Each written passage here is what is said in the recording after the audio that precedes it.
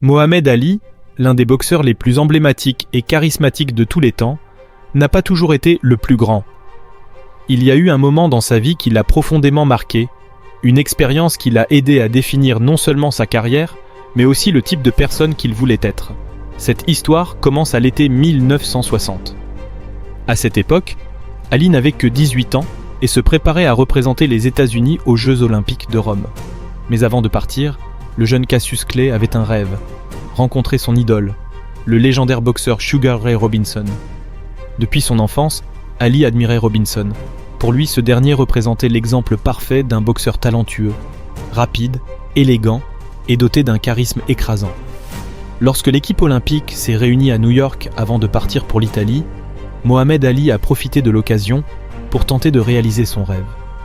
Un journaliste sportif nommé Dick Schaap, qui débutait également sa carrière, s'est intéressé à Ali et l'a emmené au club nocturne que Robinson possédait à Harlem.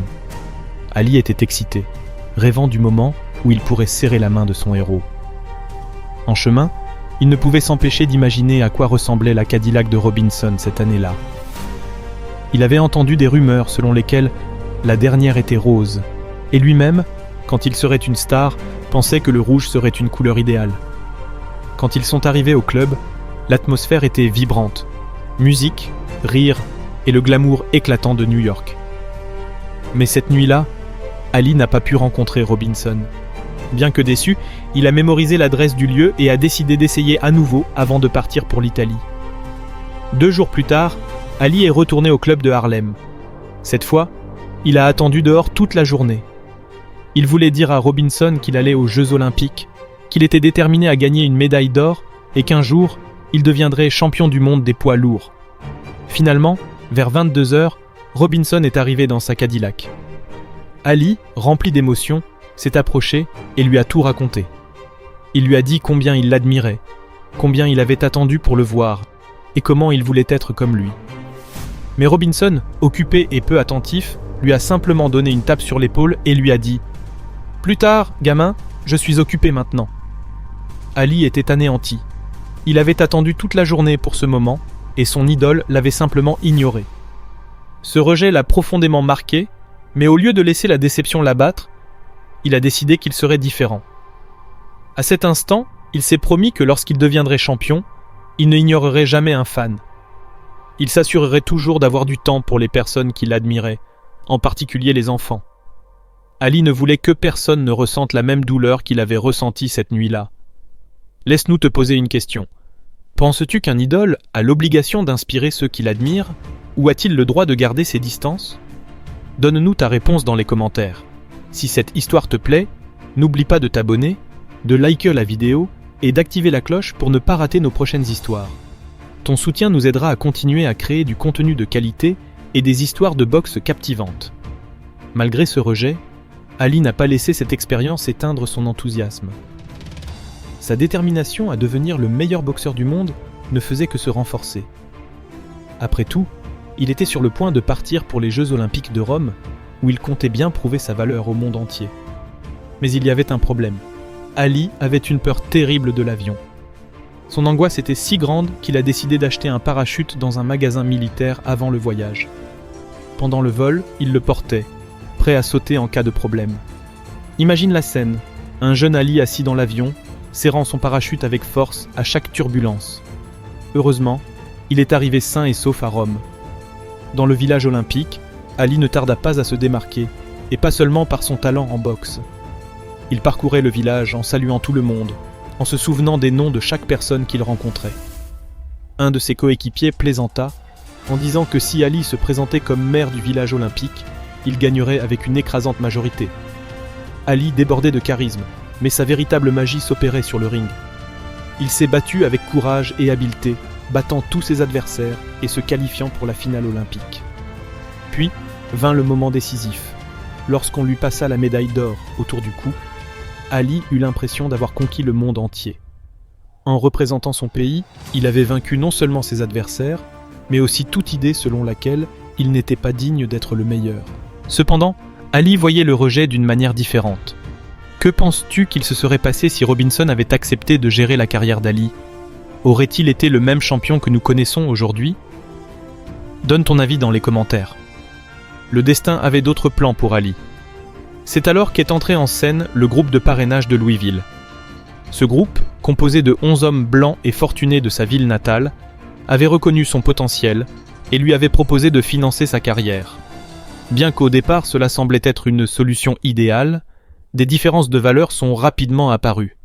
Le groupe espérait façonner Ali pour qu'il corresponde à une image plus conservatrice, mais Ali avait une vision bien plus audacieuse. Il ne voulait pas seulement être le meilleur boxeur, mais aussi un défenseur du changement et de la justice. Ces différences sont devenues encore plus évidentes en 1964 lorsqu'Ali a rejoint la Nation of Islam et a changé son nom en Muhammad Ali. Ce fut un moment de grande controverse. Le groupe de sponsors a commencé à prendre ses distances, mal à l'aise avec son nouvel engagement religieux. Mais Ali ne s'est pas laissé intimider. Plutôt que de compromettre ses valeurs, il a décidé de prendre le contrôle total de sa carrière avec l'aide de Herbert Muhammad, fils du leader de la Nation of Islam, Elijah Muhammad. Herbert est devenu non seulement son représentant, mais aussi un allié fondamental pour aider Ali à bâtir son héritage. Ensemble, ils ont affronté des critiques, des préjugés et des défis qui auraient pu briser n'importe qui, mais pas Ali. À ce stade, Ali n'était plus seulement un boxeur, il s'était transformé en un symbole de résistance, de liberté et d'égalité. Et bien que les rejets de Louis et de Robinson aient été douloureux à l'époque, Ali a fini par les voir comme des bénédictions déguisées. Sans les restrictions des mentors traditionnels, il a pu tracer un chemin unique et authentique. Est-ce que cette histoire te plaît ? Si oui, abonne-toi, aime la vidéo et active la cloche pour ne pas manquer la suite de cette histoire inspirante qui continue de fasciner le monde. Avec Herbert Muhammad comme nouveau représentant, Muhammad Ali était prêt à atteindre de nouveaux sommets. Mais son parcours ne serait pas facile.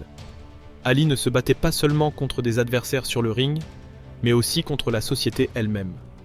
Son opposition à la guerre, son appartenance à la Nation of Islam et son refus des normes traditionnelles l'ont transformé en une figure polarisante.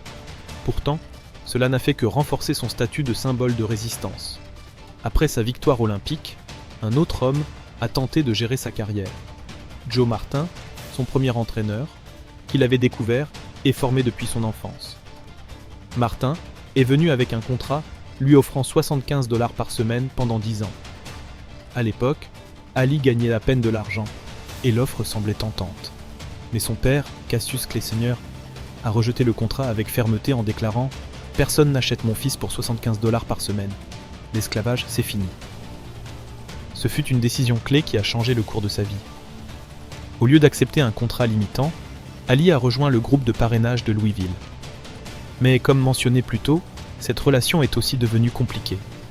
La pression exercée par les sponsors pour qu'Ali se conforme à une vision conservatrice entrait sans cesse en conflit avec son esprit rebelle et déterminé. En 1964, lorsqu'il a annoncé publiquement sa conversion à l'islam et changé son nom en Muhammad Ali, ce fut un acte révolutionnaire qui divisa l'opinion publique. Pour certains, il incarnait le courage et l'authenticité. Pour d'autres, c'était une trahison des normes établies. Mais Ali n'avait pas peur de défendre ses convictions. À ce stade, Ali avait déjà prouvé qu'il ne se contenterait pas du succès conventionnel. Par exemple, dans les années 1970, il a refusé une offre d'1 million de dollars pour jouer dans un film hollywoodien.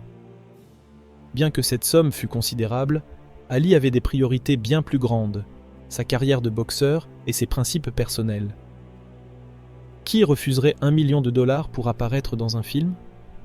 Seul quelqu'un qui comprend que le véritable succès ne se mesure pas en argent, mais en fidélité à soi-même. Et toi, qu'aurais-tu fait à sa place ?